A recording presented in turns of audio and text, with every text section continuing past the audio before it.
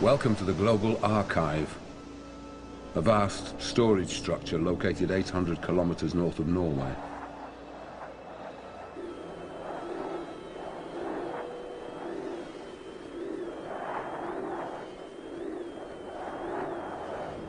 It contains the artwork from every national museum.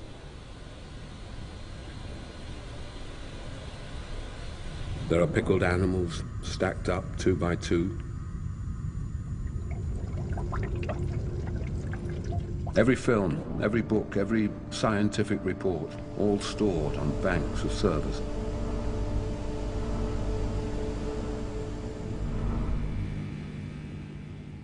But the conditions we are experiencing now were actually caused by our behavior in the period leading up to 2015.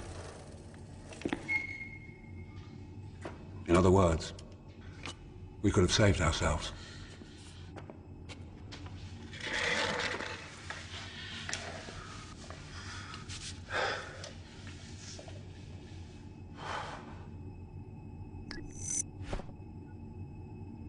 We could have saved ourselves, but we didn't. It's amazing. What state of mind were we in to face extinction and simply shrug it off?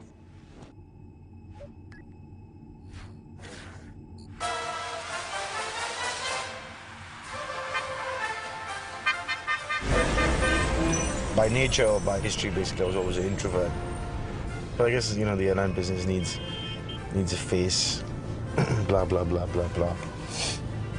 A personality.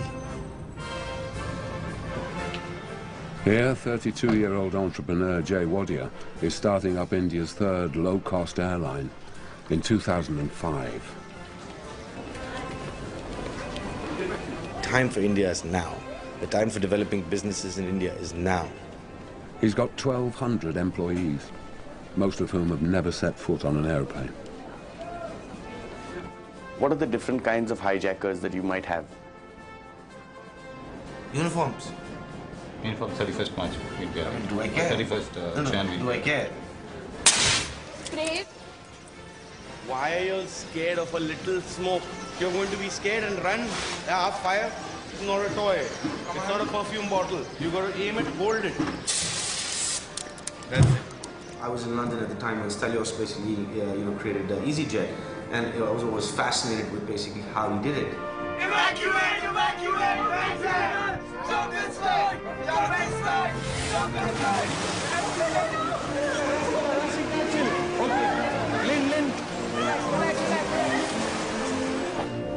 We'd be offering fares from 600 rupees, okay, all the way down to 1 rupee. How many people can afford a 1 rupee fare? I would imagine every single Indian can. Okay, your rickshaw driver can, servants. In the year 2005, I mean, having an elite class who can fly in a country of 1 billion people is ridiculous. Search visible impacts of climate change leading up to 2010.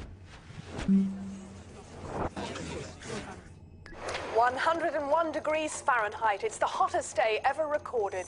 700 people are now feared dead after the strongest ever recorded day's rainfall in India's history. Now it's official, the past year has been the driest in Melbourne's history. The desert is advancing at the phenomenal rate of 3 miles every year. Dozens of Antarctic ice shelves collapsing faster than anyone predicted. 18 countries are underwater and 1.5 million people are affected.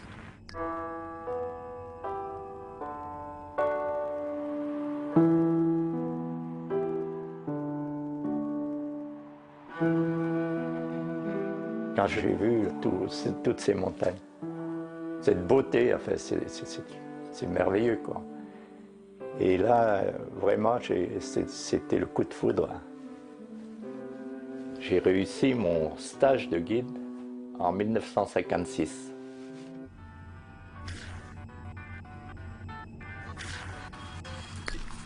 Fernand Parot has climbed Europe's highest mountain, Mont Blanc, over 150 times.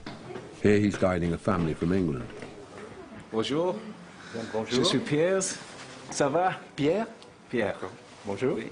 Ma femme, Lisa. Bonjour. Enchanté. Enchanté. Déjà, tu me fais la bise, c'est super. Merci. Et vous voulez aller vous promener un peu? Oui, un peu. Vous voulez marcher sur la mer de glace? Ah, Marcher? non, pas marcher. Seulement Seulement vu. Mais oui. on peut aller marcher? Oui, Oui, c'est bon. Ça vous... Oui.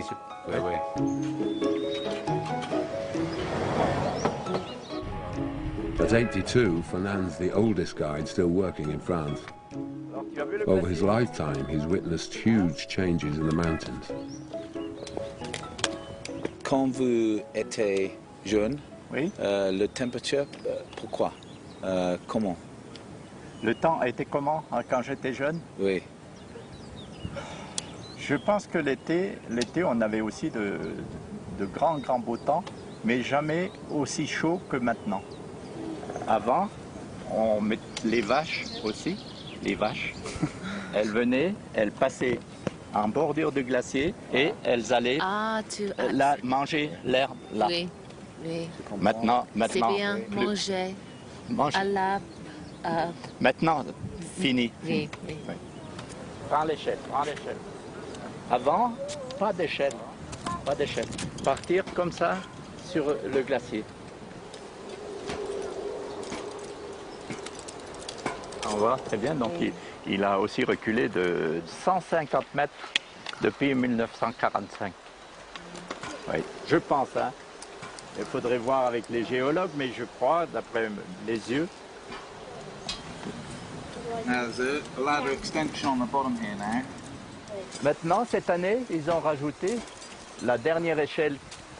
Donc le glacier, il a fondu de 7 à 10 mètres cette année. Et là, il va encore fondre avec le beau temps.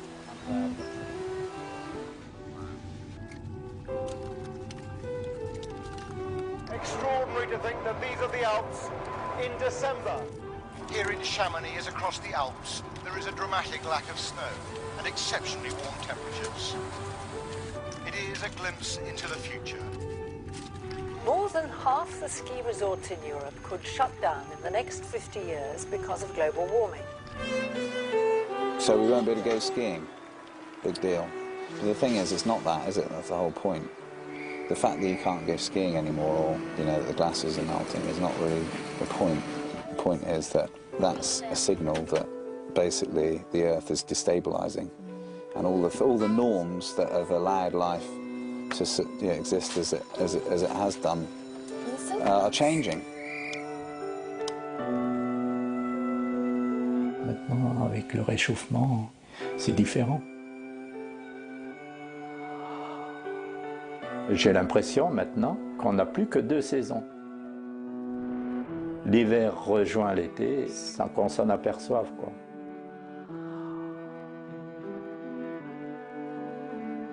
Qu'est-ce qu'il faut faire? Ouais. Je ne sais pas. Les glaciers reculent toujours.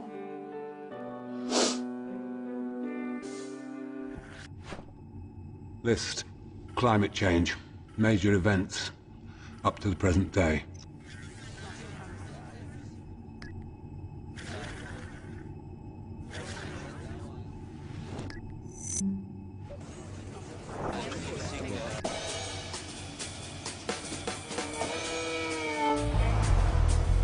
This is a couple of days before Katrina struck. Most people are following the evacuation order and getting out of the city. But New Orleans-born Albin Duvernay had no intention of moving. I got up Saturday morning and there was a buzz in the neighborhood. Everybody's running around and I was like, what's up? Hurricane's coming. So I checked on the web and sure enough, all of the models had it aiming right for us, bullseye. This is a monster and it's coming. Walked through the house a few times, putting things up. My silk rug from Nepal up on a top shelf and my guitar and, you just do these things, I mean, another way to do that is get all your stuff and go. That's option 1, probably the best option. I didn't grow up in that option. biggest blue marlin. Alvin collected his 84-year-old father and then barricaded the two of them inside his house as the hurricane approached. You stare Mother Nature in the eye. Usually she's fairly benign. Then she comes along methodically, ruthlessly, you know, and then she stands toe-to-toe with you and dares you. Dares you. Go ahead, get your best equipment out. Go ahead, do it. Let's dance.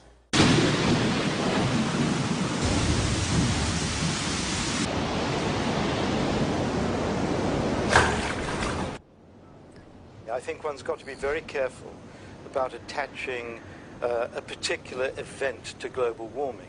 But nevertheless, the intensity of hurricanes is related to surface sea temperature. So increased intensity of hurricanes is associated with global warming.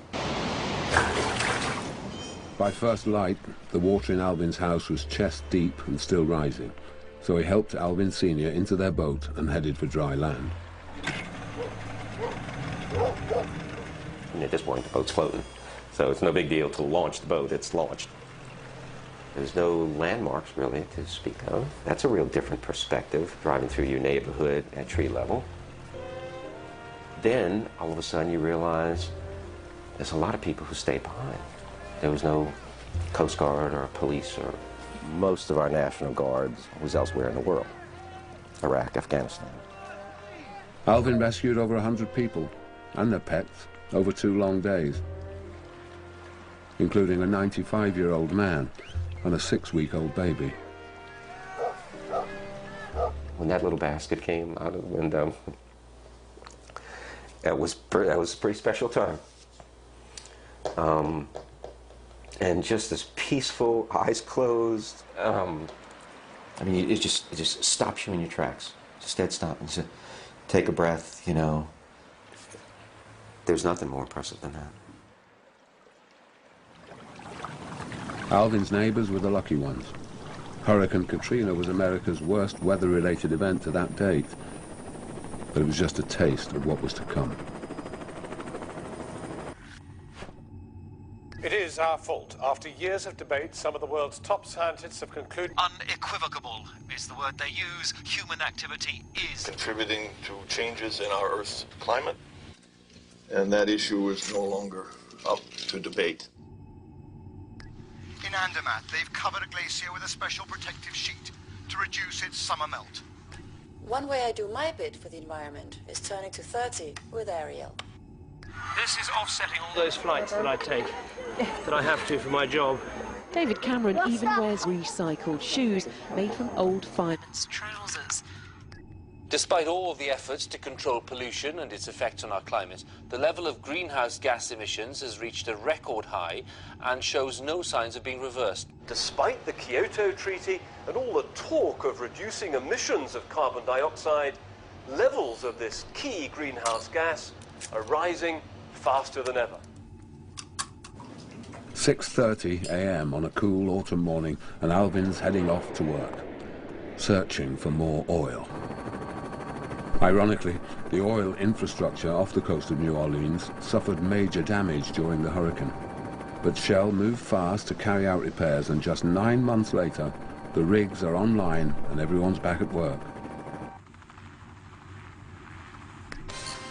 Oil was formed when ancient plant life in the oceans absorbed energy from the ancient sun. As these plants died, they settled on the ocean floor, along with the dead bodies of tons and tons of ocean creatures. Over the millennia, temperatures increased, and the organic matter was gradually cooked until the sun's energy was stored inside oil. 150 million years later, Shell's geologists analyze where the oil might be, then drill 3 miles down into the seabed to collect samples.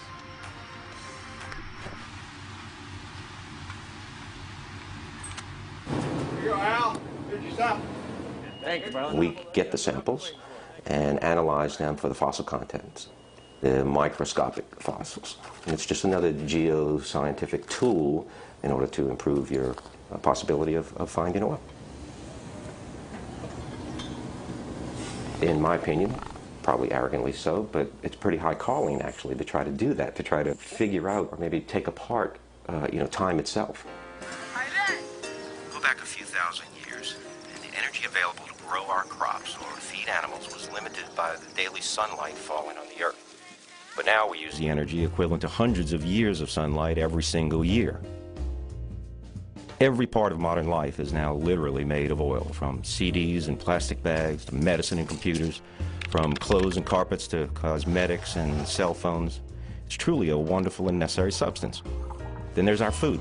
Each calorie we eat uses nearly 100 oil calories to produce, package, refrigerate, transport. And fossil fuel-produced fertilizers now feed a couple billion or so people who could not otherwise be sustained. It would be prudent for humanity to carefully use the remaining oil to build a new society run without it. Instead, we're burning up tens of millions of barrels every day, so it will be gone. It will run out, leaving pretty much none for future generations, even though we in the oil industry are working our asses off looking for and finding this magical substance. And then you see it, and you smell it, and, you know, it's greasy and, you know, ugly and smells so much like money. It's just beautiful, you know. 13 billion pounds in 2005. That's £1.5 million an hour, 400 pounds a second. And a hefty chunk of those profits came from here, Nigeria, where most of the population lives on less than $1 a day. This is the water we drink. There's a lot of frog inside, toads, any germs you can find inside here. With the help of a microscope, you can see the disease we have inside. And we thought that if we introduce shell into this community, that will change all this water, but it still remains the same.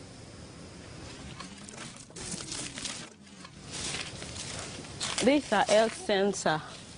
22-year-old Layefa Malin has an ambition to train as a doctor and then work in her home village, Kokojabane, where Shell started building this medical center.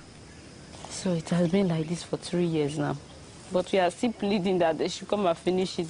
Like hundreds of other community projects across the Niger Delta, construction has been abandoned.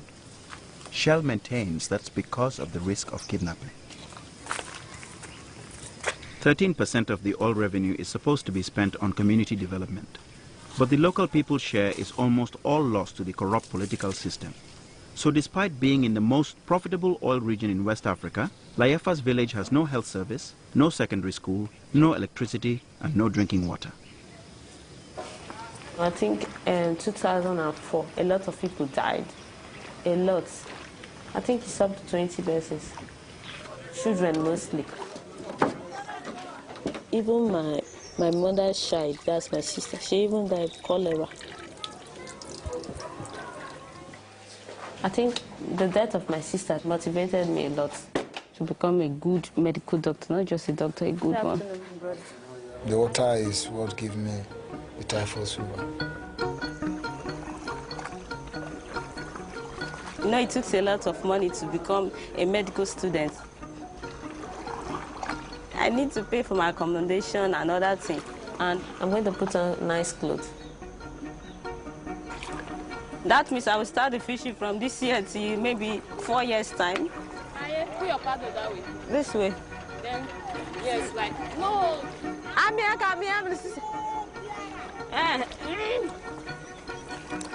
The fishing is not good because of the oil spill. They're killing most of the fish. And we don't even have big fish again, just small ones. Oh yeah, work back good at Can it dip out? Sometimes the oil will be all over the whole fish. So you have to wash the fish, maybe with Omo.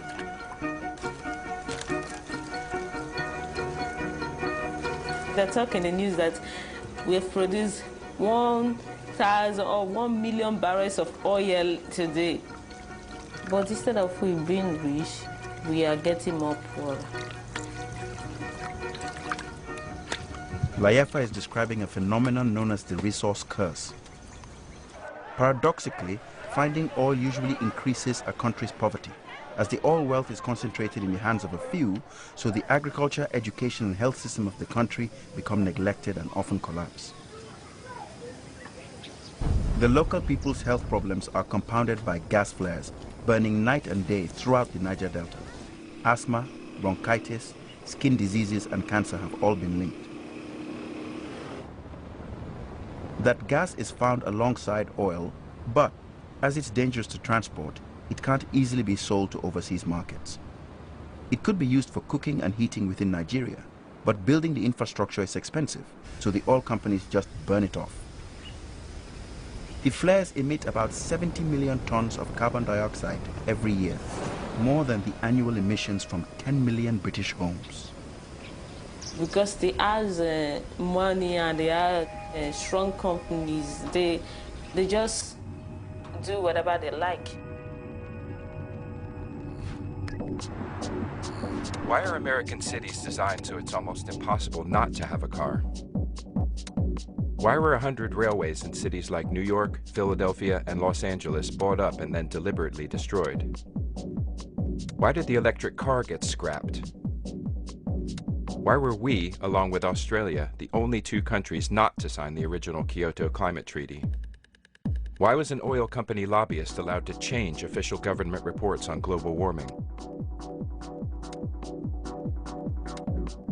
Why was the same PR firm employed by the tobacco industry to persuade the public that smoking is healthy, then employed by the oil industry to convince us there was still doubt about climate change?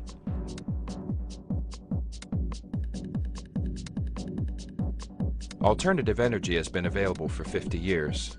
Why have we barely used it? Why were solar panels taken off the White House? Because, right from the early days of the industry, the oil men and their obscene profits have had an unhealthy influence on the people running our country. And now, they are the people running our country. And they're providing the cash, too. The oil business isn't just in bed with the government, it is the government.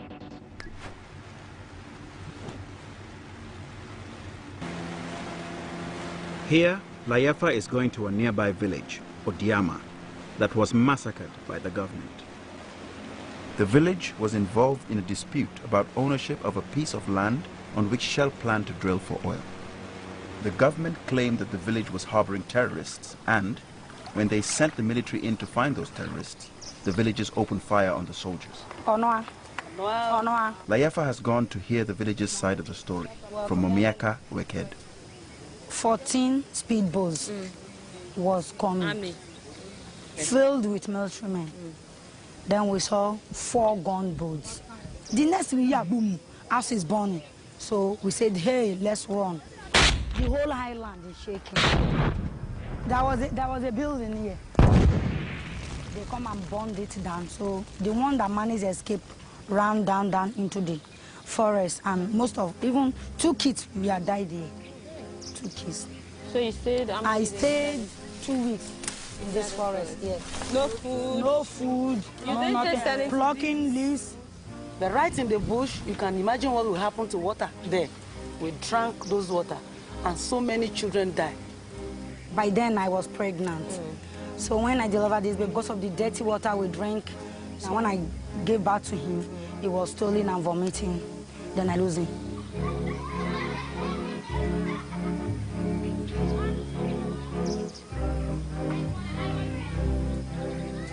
Amnesty International investigated the massacre and concluded that, although the government was responsible for the killings, Shell Nigeria should have made sure that their activities did not contribute to the conflict. Those ones that stayed, they gathered them up, beat them up, raped some of our girls. This was my grandfather's compound.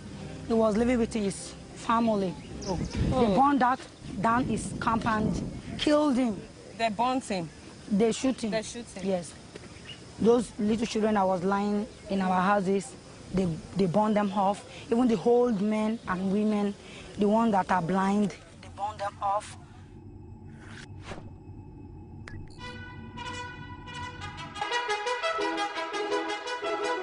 Human history is littered with the corpses of people who had stuff worth stealing. Animals. Water.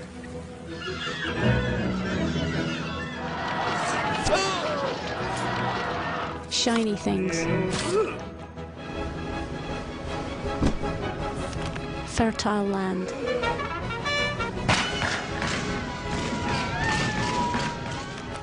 spices.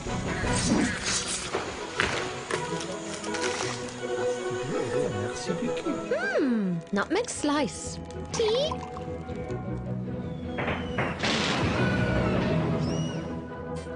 But when it came to stuff worth pinching, one continent had it all. Ivory, copper, cotton, rubber, wood, tin, gold, diamonds, and people.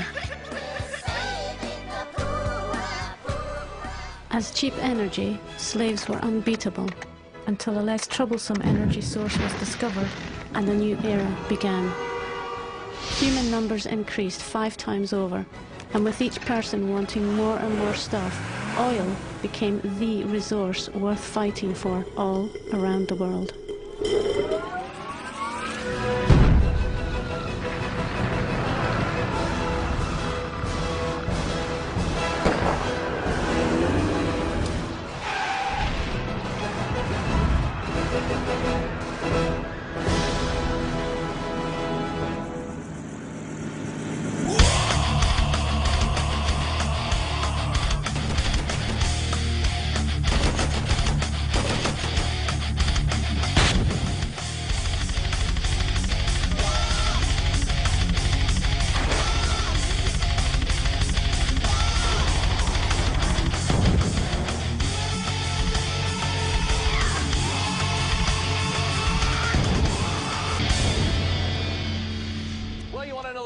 Went to war in Iraq? According to former Federal Reserve Chairman Alan Greenspan, it's simple, 3-letter answer, not WMD, it's OIL.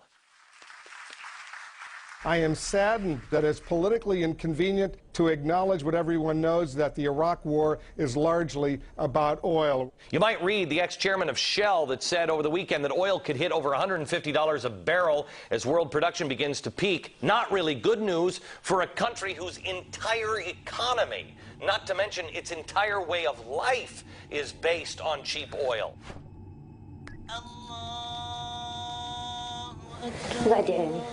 جميلة كأتي لأني ترفعي جانا عمود الحرب جانا أنا والحجية جانا ورجعنا بعدين جانا كنا عائلتنا ورجعونا بعدين جانا أنا ونورا وعدنان وطوفانا فرحنا يعني وجينا بعدين أجرنا لنا بيت.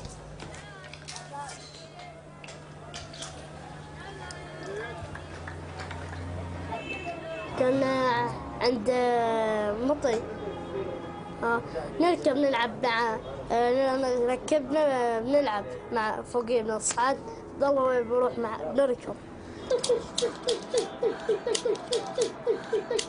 بس من طبة أمريكا يعني ما بنصدق عن من طبة أمريكا بالليل احنا هربنا نخاف من عتمة كتير قام مشتو والله جينا الصبح لقينا مفتوح. أبوي أحسن كان واحد بالعراق كلياته كان بيروح الفجر الصبح بيروح يصلي بالجامع ويجي هسه قام من طبة أمريكا قام ما في هوب قام مسطوه وقتلوه الصبح كان الصبح مقتول.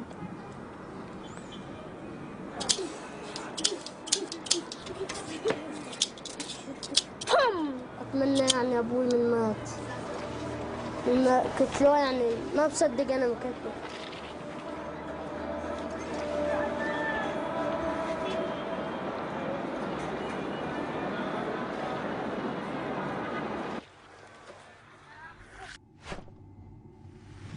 Throughout our history, the deal was we left the world in a better place than we found it. That was progress.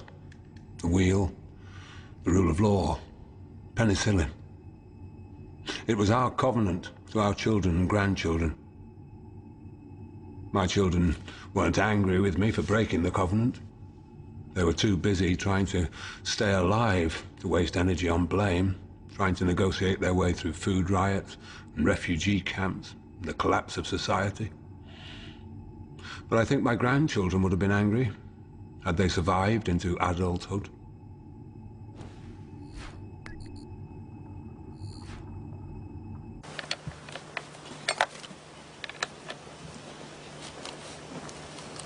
Salut papy. Bonjour Jean. Bonjour Jean. Des bisous. Papy. Gros bisous. Hein, ça va? Ouais. Qu'est-ce que t'as fait? Le problème, c'est nous qui l'avons fait. Toujours évolution, évolution, évolution. On demande toujours de plus en plus à la planète. Regarde là, des traces de chez moi. Mes parents ont vu les avions, la voiture arriver. Hein. Maintenant, les jeunes, ils ont leur voiture pour aller à l'école bientôt. Ils sont plus évolués que nous parce qu'ils ont beaucoup plus de choses, ils voient beaucoup plus de choses que nous à la télévision, mais c'est pas dit qu'ils soient plus heureux.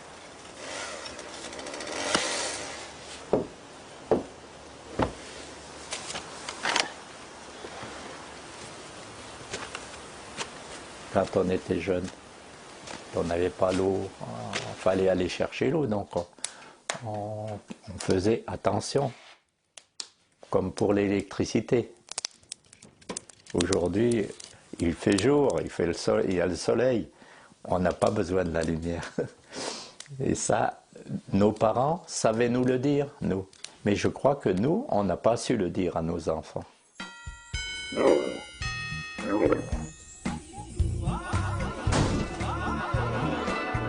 Skiing in the desert. Heating the air. Lighting empty offices. Energy is so ridiculously cheap, it makes perfect economic sense to just put it away. China is the new bad guy, because they are building a new power station every 4 days. But a quarter of that energy makes stuff for us. Western companies pay Chinese workers crap wages to make crap plastic toys, then ship them to Europe and wrap them in more plastic. Punters drive to the out-of-town megastore in their gas guzzlers. Plastic toy in plastic box goes into plastic bag. 2 days later, toy is broken and back it goes to a Chinese landfill where it stays for about 50,000 years. Water from the bottle's much better than the tap. Oh, water from the bottle's much better than the tap. Health-giving, life-enhancing, mountain springs. 800 times more energy wasted and 10,000 times more expensive for you. It's a tricky decision.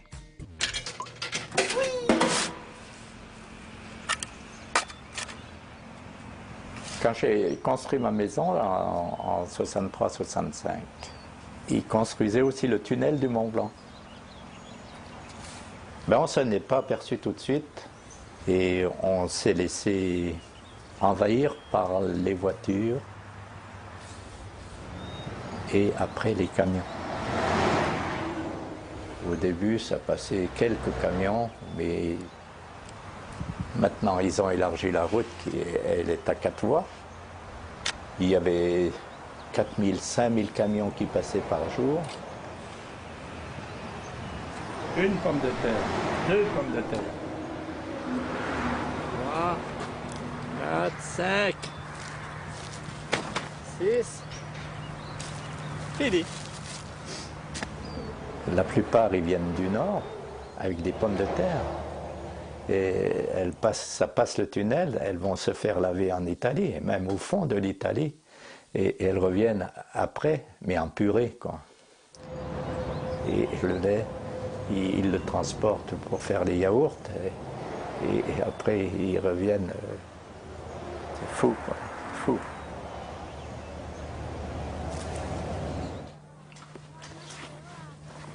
قد أمريكا يعني مو زينا احنا لازم شوف هنا تتكسر هاي لا هذا يعني فيش في أي مزاح بكبها قد أمريكا بالعني بريطانيا كلياتها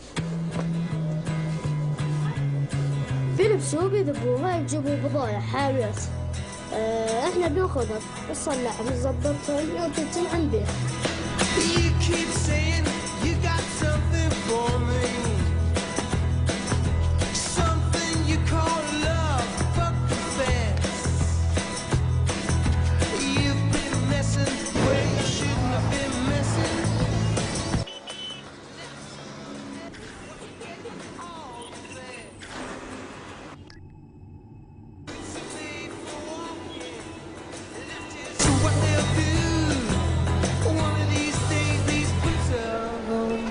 gone away.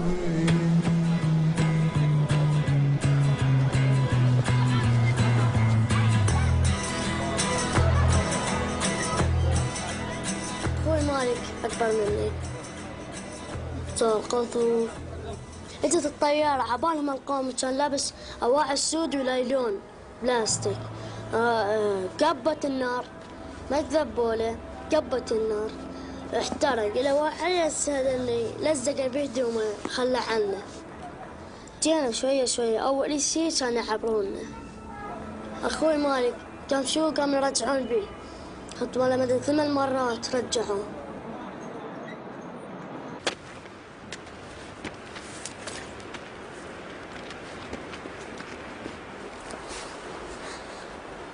لو ما عنده تلفون وجمالك وما عنده تلفون انطيه تلفونك. خليه يصلح كنادري انطي الجمعة بيدك.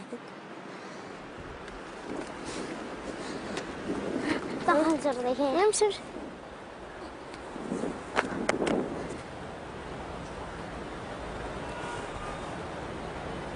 ديش اشوف الامريكان انا بعيني. انا قرأتهم والله عشان كنت موجود.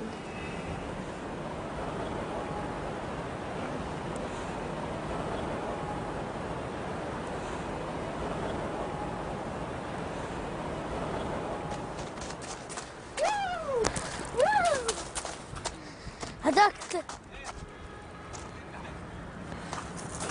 ليش انزل؟ هي جزيرة انتصلوا 0079445. الجزيرة طلعوا هون عندكم بتربحوا 4 سيارات همار و4 سيارات جيمس. Lots of ideas have tried to take over the world, but there's only one winner. 3,000 adverts bombard us every day, telling us we'll be happier, more attractive and with better skin if only we buy their products. Together, they create within us an insatiable desire to buy more and more stuff. Americans have been advertised at longest, and they now each consume twice as much energy as the Europeans, 9 times more than a Chinese person, 15 times more than an Indian, and 50 times more than someone from Kenya. If all 6.5 billion people here on Earth consumed like Europeans or Japanese, we'd need 2 more planets worth of resources. If everyone consumed like Americans, Australians and Canadians, we'd need another 4. And in 2040 or so, when there's about 9 billion of us, we'll need 2 more again. Capitalism's only goal is ever-expanding growth. But ever-expanding growth on just the one not-expanding planet is impossible. The current economic system is disastrous, not just for the planet, but for most people too. 400 years of capitalism has allowed the richest 1% to take 40% for themselves, leaving just 1% for the poorest half. But anyone wanting to live differently is thwarted at every turn. With profit the only measuring stick, destroying the planet is written into the system, and runaway climate change is a not very surprising result.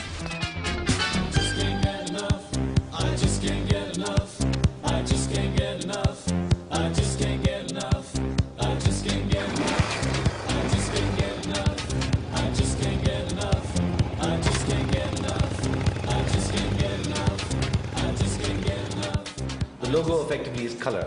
You know, like today, Orange Telecom, they have orange and black. Our logo is fluorescent color.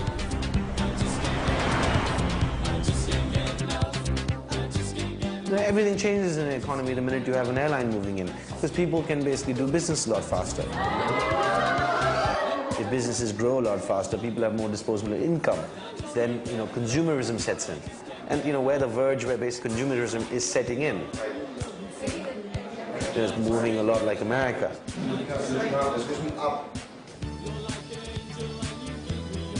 Me, I'm not happy living this kind of life, but at least at 23, I should be in better place.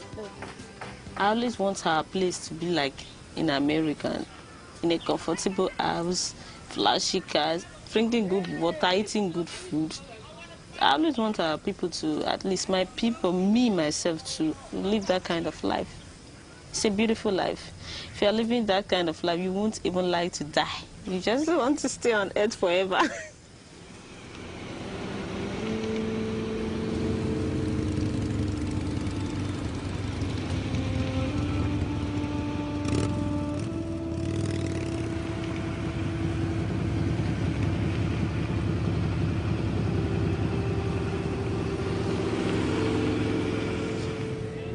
glide slope, glide slope.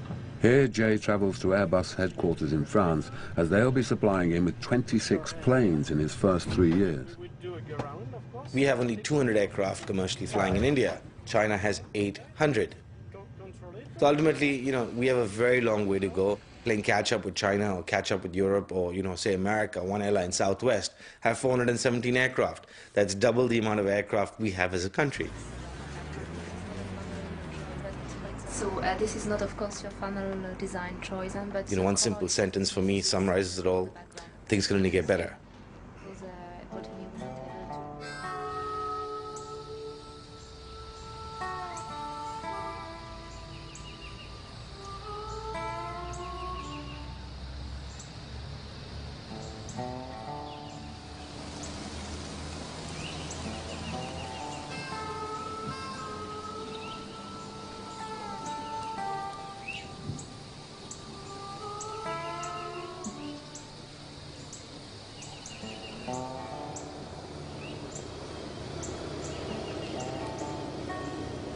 My main house was, it had 10 feet of water and it marinated in that sludge for, 3 weeks almost.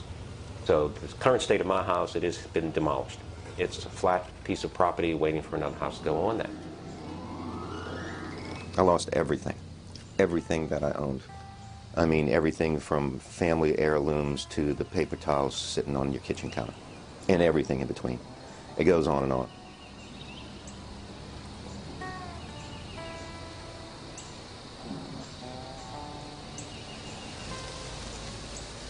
Two beautiful, beautiful oak trees I did not lose.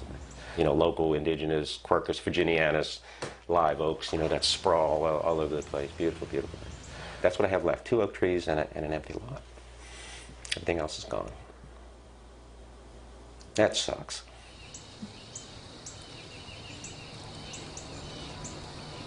Losing everything you have, it's so overwhelming. And the grief that comes with that is just, it's profound.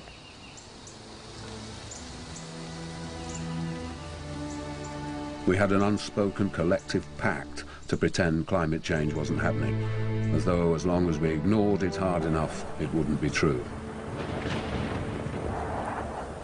Not absolutely everyone. A few were shouting, "Fire!"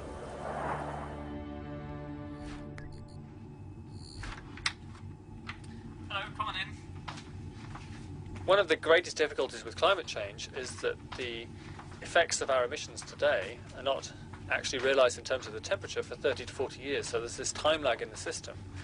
Which makes it difficult for us humans to respond, because we're evolutionarily equipped to deal with very immediate threats like advancing armies or dangerous animals.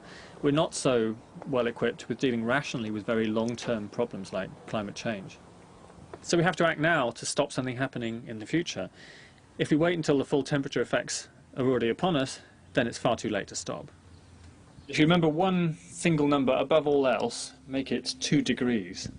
Now everyone in the world pretty much, the European Union, big multinational corporations, Greenpeace, political parties, all agree that we have to stabilise global temperatures within 2 degrees above pre-industrial levels. And the reason for that is because if you cross that threshold, then there are tipping points in the Earth system which could drive the warming process essentially out of control. Huge amounts of carbon could be coming out of the world's trees and the soils, methane could be coming out of the permafrost in Siberia, and it's that extra input of greenhouse gases into the atmosphere which then leads us up the worst case scenarios to 6 or more degrees and the eventual wipeout of most of life on Earth. So our emissions have been going up between, let's say, 1950 and now. They need to level out, stabilise, and then decline just as rapidly to sustainable levels, about an 80% cut by 2050. But crucially, to keep the temperature rise within 2 degrees. This point of stabilisation needs to be at around 2015. And so that means really the timeline we've got, ticking clock, is that we have to stabilise global emissions within just 7 years from now, as we speak, 2008. And the scale of this task to achieve a transformation to a low-carbon economy for the entirety of human civilization is obviously it's a huge monumental task, probably the greatest that humanity's ever faced.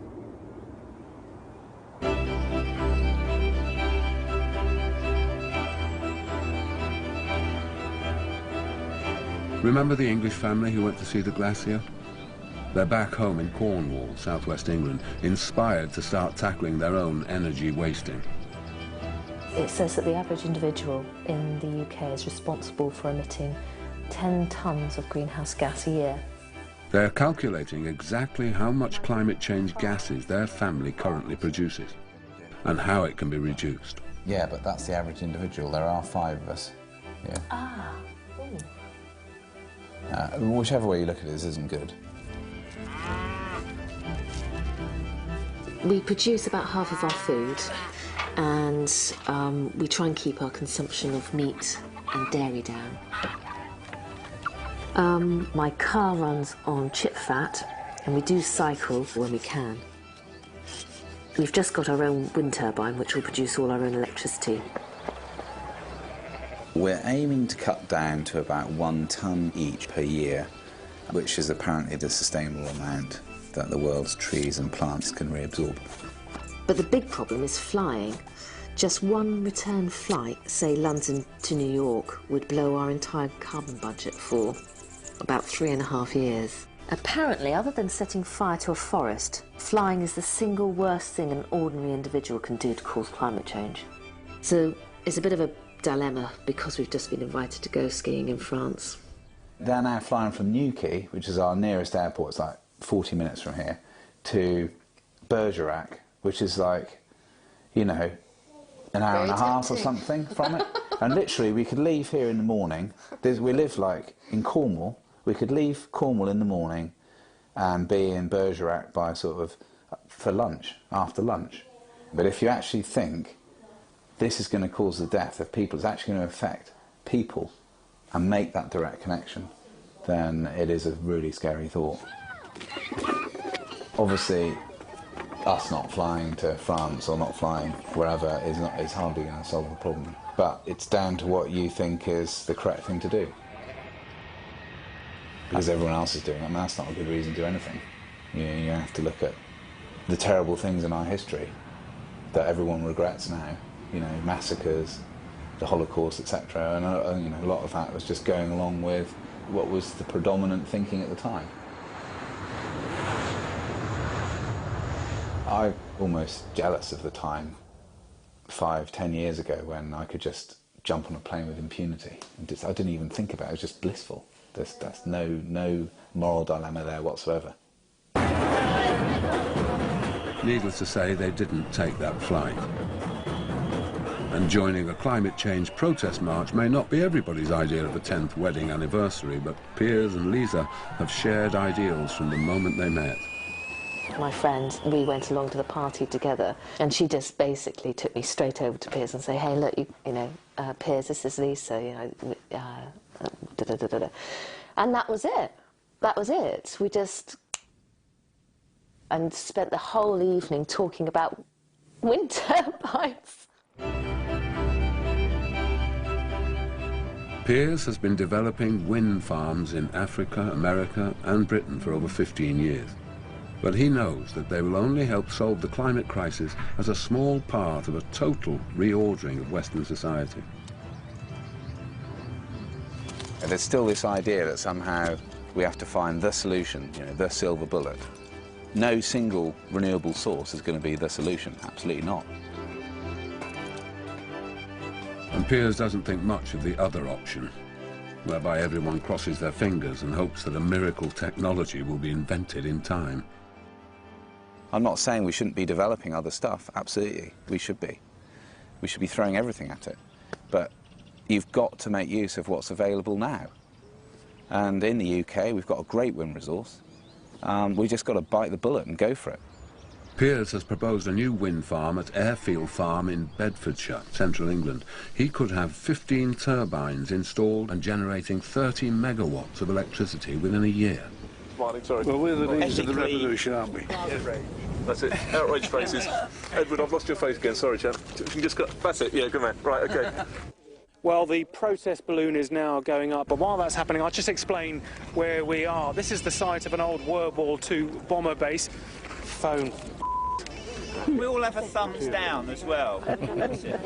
UK-wide surveys point to about 70 to 80% in favour of wind farms as a concept. The difficulty is when you've got one on your own doorstep, and then it's the sort of not in my backyard syndrome. Jim, what's the problem? Well, the problem really is that this is one of the least windy sites in the country. I hope it's not going to get too windy tomorrow and it wraps itself around the church. Well, I live in Coddington and we're going to be absolutely surrounded by these high masts and they're going to obliterate the view.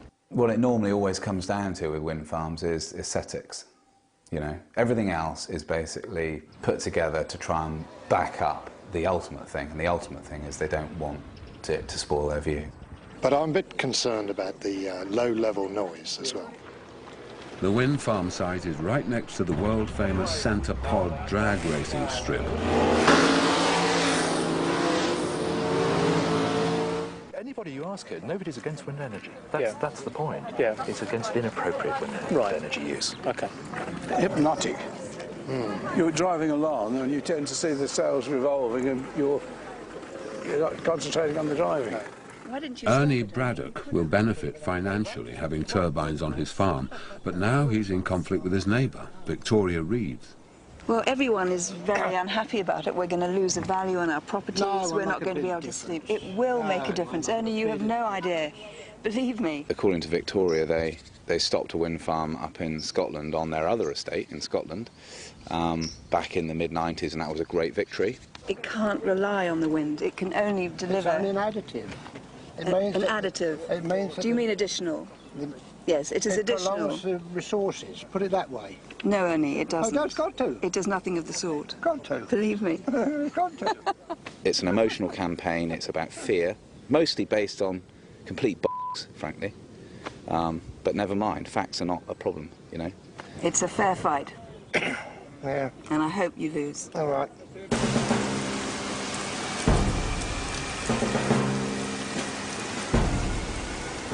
This is August 2005, just after Mumbai's worst ever floods, and a couple of months before Jay's first flight.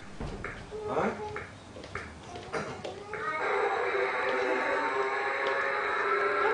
Show Daddy how good you are at this. Show Daddy how fast you can go. Come on. Press, press. Oh. Grandma pushing his battery operated. So I can't see an issue there. Secondly, see you, Grandpa. And you know, Jay has descended from one of India's richest and most powerful business dynasties. They've pioneered everything from shipbuilding in the 18th century to internet services in the 21st. In a roundabout way, his privileged upbringing sparked the idea for the low-cost airline. What do you want me to do? I'm going to the airport. Throughout basically my life, from a young age, I mean, I used to hang out with basically in terms of, you know, the servants' kids, you know, and that sort of stuff. And, you know, when you go home, you say, you know, you suddenly think, why the hell do I have so much? And these guys have nothing. You know, that sort of shit. And that constantly ate me up.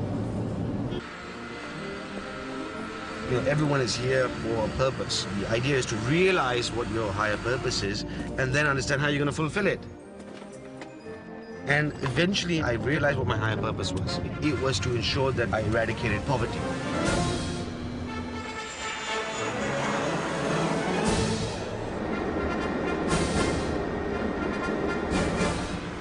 Jay volunteers at a charity which helps villagers lift themselves out of poverty. But even by private jet and jeep, it's a 5-hour, 900-kilometer journey. Hiring a private jet basically in terms of cost as much as a village does, you know, to take a village from below the poverty and put it above the poverty. So effectively in terms of it defeats the purpose. And therefore I decided to, you know, try the trains. From Bombay it takes about 26 hours. I said to myself, wow, this is just incredible. You know, people pay good money and still have to basically put up with this rubbish. 15 million people travel by train in India every single day.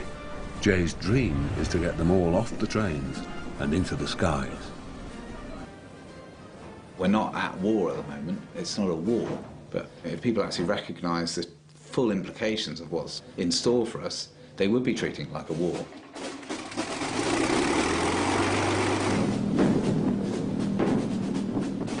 You only got to take Airfield Farm, for example. I mean, that was a US airbase. You know, people flew out of there and died. For a cause which was massive at the time, a global problem. And we have ourselves now a real global problem that needs that kind of level of commitment. There are many, many other industries that need to be looked into first before aviation. It's not a question about choosing one industry to target, you know, because ultimately we all contribute to greenhouse gases. We all contribute to the crisis that we have today with the planet. So ultimately, in terms of, you know, ensuring that our planet is safe and healthy, is each one's you know, job, task. Whether you do it in your own way by using less tissue paper, using less paper so the trees are not cut, buying green cars or not flying. You know, obviously, if you're not doing it, the demand goes down. The demand goes down, the supply goes down. You know, life's about demand and supply, or supply demand. We don't catch a lot of fish anymore, so I decided to join into another business, that's diesel business, to make quick cash for my college.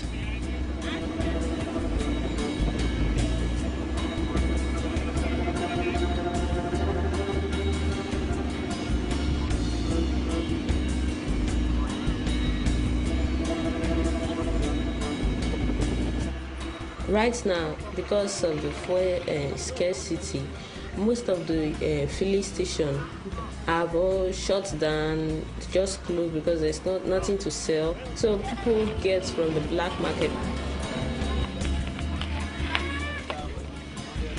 I buy diesel every Thursday. I sell them to one Mrs. Rebecca. She sells it to our customers. I don't really know. I don't want to know about them, but I know she sells them to our customers. It is stressful, but has a larger profit than selling the fish.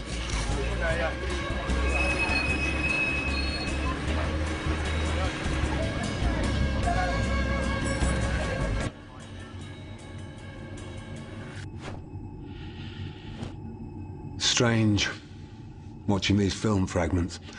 It's like looking through binoculars, observing people on a far-off beach, running around in circles, fixated on the small area of sand under their feet as a tsunami races towards the shore.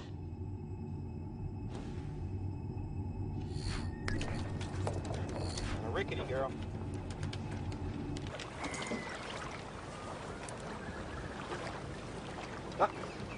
Here's Alvin. He's just taken early retirement after 30 years on an oil industry salary and is planning to spend his later years outside enjoying nature. Oh, certainly I'm an ecologist and an environmentalist. I really don't have a problem squaring that, working for an oil company that I feel has done a pretty good job in being environmentally friendly. When I started working in the oil industry in about the mid-70s, it was a clear path for me as a scientist coming out of college. And I didn't know the detail of what goes on in the industry, the goods and the bad. But indeed, every industry has that, the goods and the bad. Would I do it again? Knowing what I know now, of course I would do it again. I mean, you need to work, you need to do something.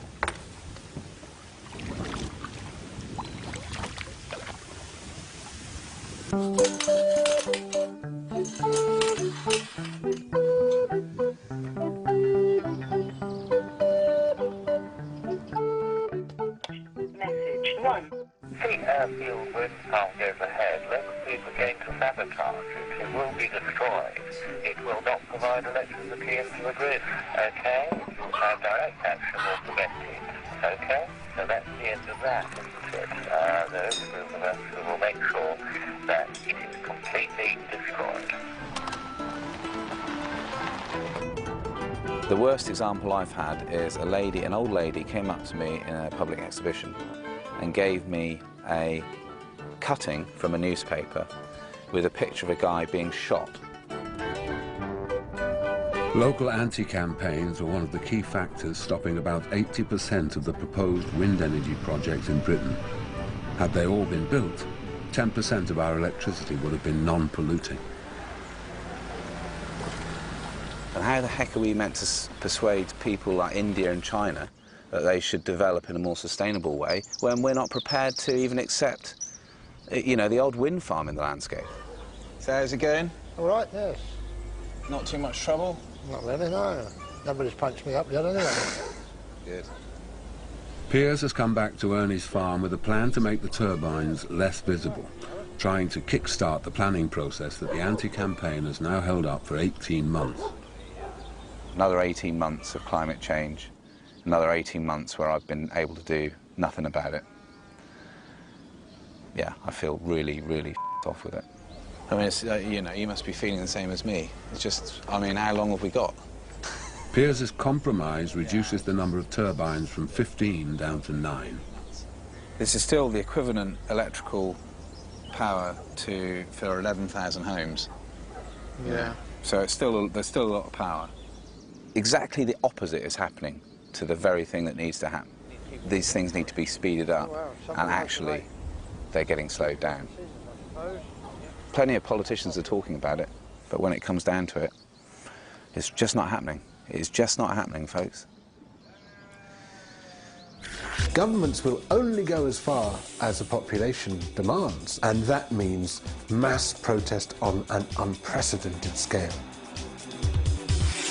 Direct action like this is essential if you're going to turn an issue round in a short period of time. We've found that many, many times in the past, from the suffragettes onwards.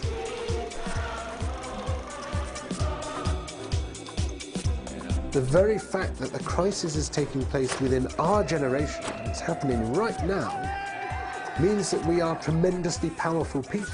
So this position of despair and I can't do anything and there's no point, it's completely illogical. It's exactly the opposite.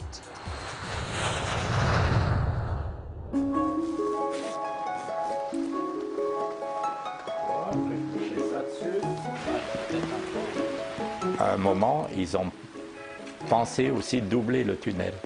Donc à ce moment-là, les chamoniards se sont enfin réveillés. Donc il y a eu une association de dire non aux camions, donc il y a eu moins de transport inutile.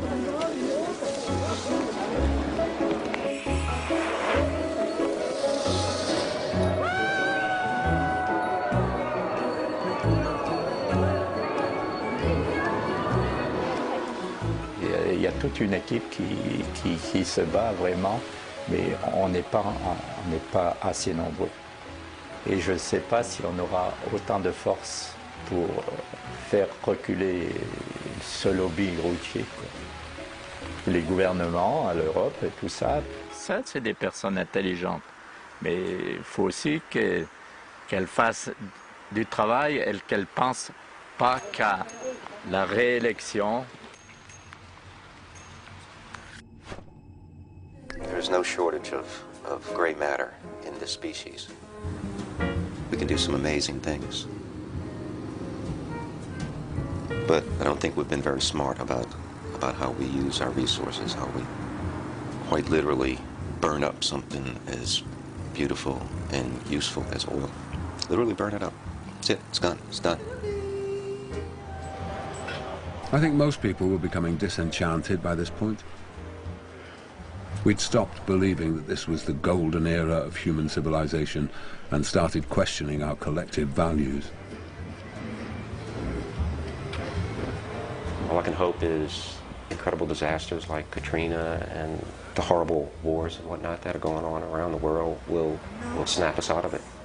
I'd like to see us heading in the right direction for the good of mankind. I still believe in chasing dreams. Oh, you got me. Jack and Rocks. Perfect. You know what I like. I had my share. I drank my fill. And even though I'm satisfied. I'm hungry still. Before this disaster, I had a lot of stuff. I was a classic consumer. 2 years later, I've learned a lot about happiness and the pursuit thereof. So here's the light, and every joy. The happiness is not in the latest gadget, the latest electric toothbrush or something like that. All of that stuff, it's just not the stuff of life. Not for me anymore. Here's the light.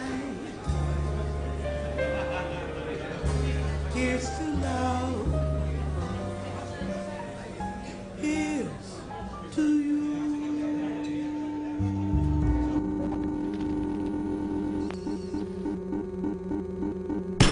Come on, stupid computer.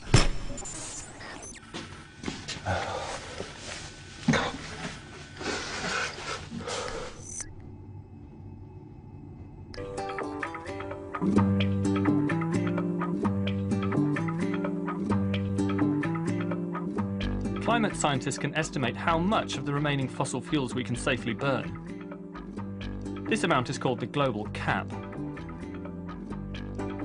Under this proposal, the world's governments would make a binding international agreement detailing how to distribute the global cap. The earlier the start date, the greater the chance of not triggering runaway climate change. The total global emissions for the first year, say 2012, will be set at their current level. Every year following, they'd shrink until, by about 2065, they're almost zero. Initially, each country would be allocated an emissions quota according to how much they currently consume. But this would change over time. America would slash its emissions 90% from its current over-consuming position. Europe too would decrease massively, as would China. But India and Africa would increase until, by about 2025, each human being on the planet would have equal rights to the Earth's resources. Equity is the only option morally, and also practically, as developing countries won't sign up to anything less. The total emissions would then keep decreasing every year, until by 2065 we'll have weaned ourselves off fossil fuels and prevented the worst impacts of climate change. As to how each country divvies up its share to its citizens, there are various options on the table, the most promising of which is individual carbon rationing. Mr. W.S. Morrison is here to explain. If, in the course of the war, we are short for a time of this or that article of food, rationing will give everyone, rich and poor alike, an equal share of all that's going. Under this scheme, everyone in the UK would be allocated an annual carbon allowance. Stored electronically, rather like a supermarket loyalty card, points would be deducted every time we buy or use non-renewable energy. For example, using electricity to power appliances in the home. Or travelling somewhere by plane. Or even buying petrol for your car. The best way you can help is by rationing yourselves. I'm sure that all of you will buy your fair share and no more.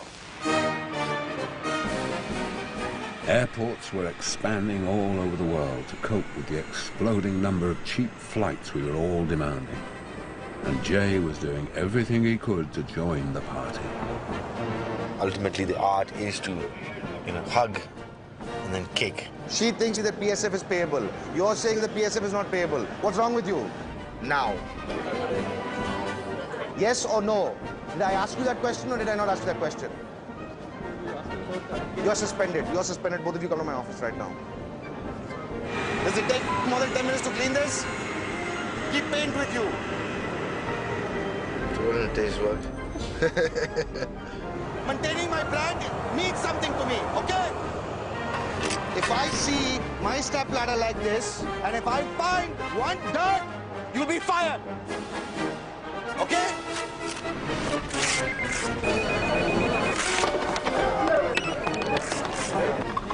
Now!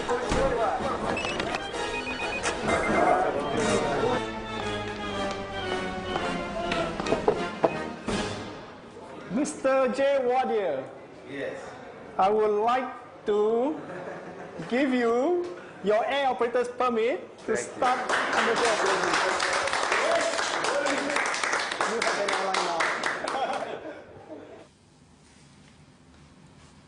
June the 11th, 2007, in a hotel room in Bedford, Piers is polishing his speech for tonight's showdown with the local planning committee. This committee can approve this application. If you do, you will show courage and leadership. He has just 6 minutes to convince them to approve his wind farm. I'm absolutely confident that if you approve this project, you'll look back on the decision and say, thank goodness we said yes. But the committee rejected Piers's application, saying that his wind farm would be conspicuous and out of place in the Bedfordshire landscape, that it would decrease enjoyment of nearby footpaths and negatively impact a listed building and an ancient monument. In other words, it would spoil the view. Well, we're delighted that it's been refused, yes. Well, it's a wonderful result. It just shows if you work hard, if you look at all the facts, if you do it fair and with balance, you can get a good outcome. 10 against and 1 in favour. Might have even been 11 against and 1 in favour. But there was only one guy that actually voted in favour of it. Cheers, mate.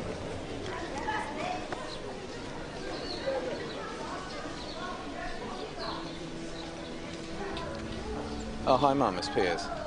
I think it was 10 to 1 or 11 to 1 against. Yeah, just waste of time, basically.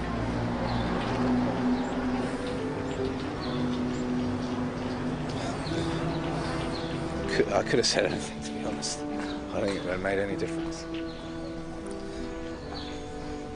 Of course, worried about global warming. I mean, that's got to be something that we're all concerned about. I mean, we're all doing our bit to try and conserve and looking at renewable energy, of course, absolutely.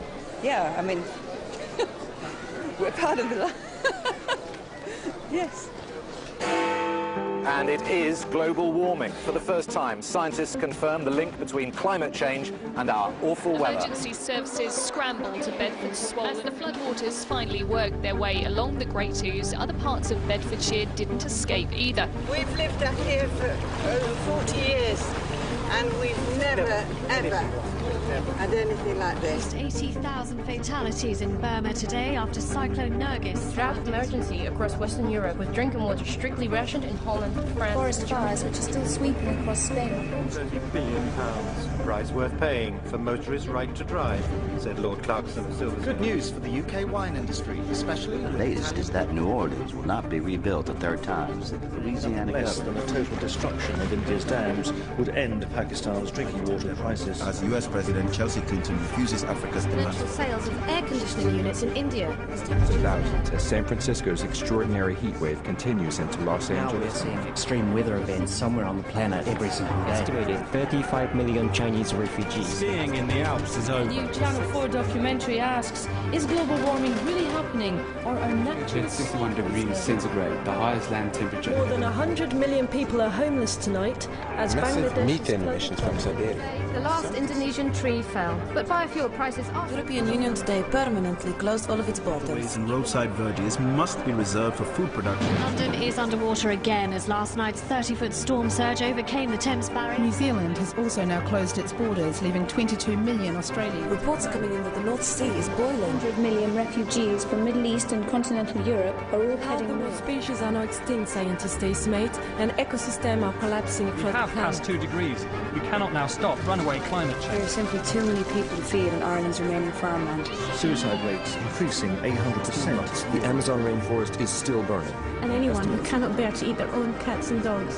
Entering the 8th world food crisis with world temperatures today passing 4 degrees. Pakistan has launched retaliatory nuclear strike onto Delhi. A war of biblical ferocity across the entire continent.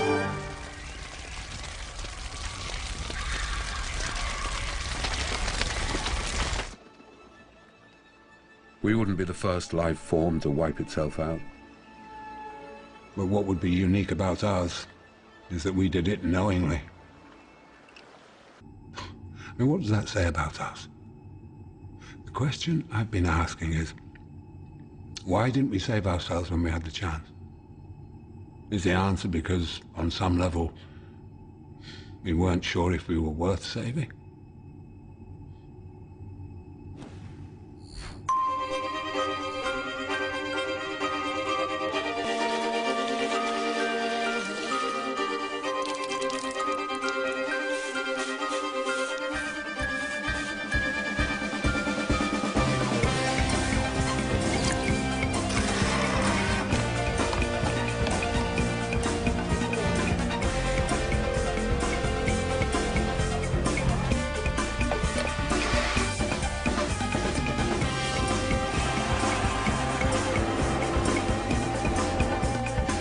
En montagne, on est encordé.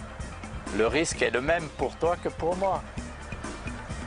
On sait que le réchauffement, il va aller de plus en plus vite. Donc la situation va être de plus en plus grave pour tout le monde, pour tout le monde.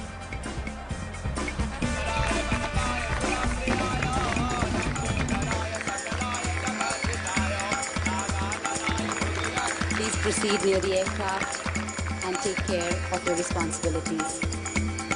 You know, if all of us stood united in terms of the world, it would be very different in every way. But unfortunately, that's not the reality. If we can't even stand united on eradicating poverty in the world, what does the health of the planet have any chance? Through being a medical doctor, I really want to be famous. I know it's not easy, it's hard work, but that's my dream. I should say congratulations. I can see that your plans are okay to give you admission. Thank you, sir.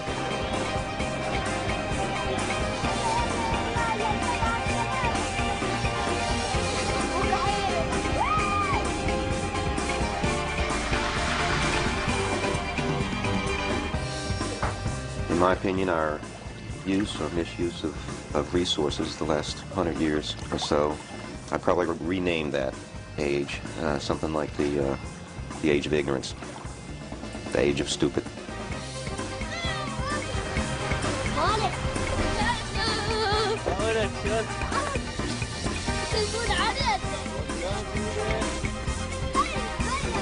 والله مستقبلي يكون يصير بالعراق هيك مع أصحابي بعزمهم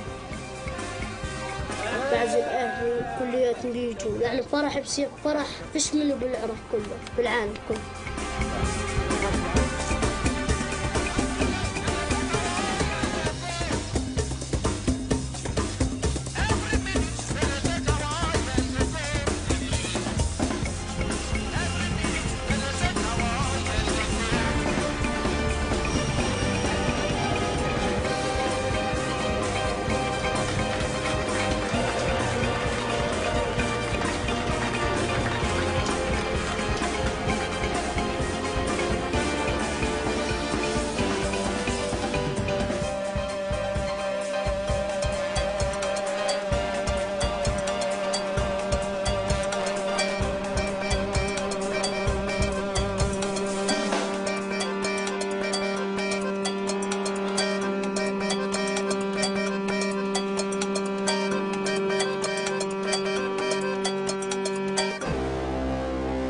Je pense que toutes les personnes en l'avenir, ils nous feront aussi peut-être le reproche de ne pas avoir pensé à préserver toute cette nature. On a su en profiter, mais on n'a pas su préserver.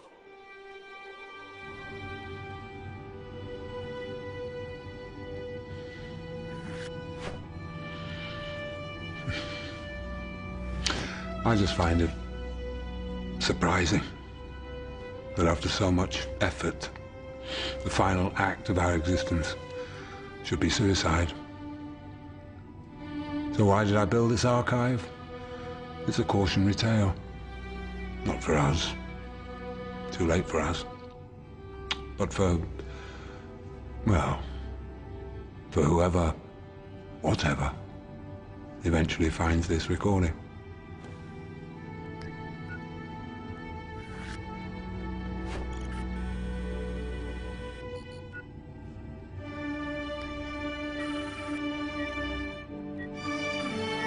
And away you go.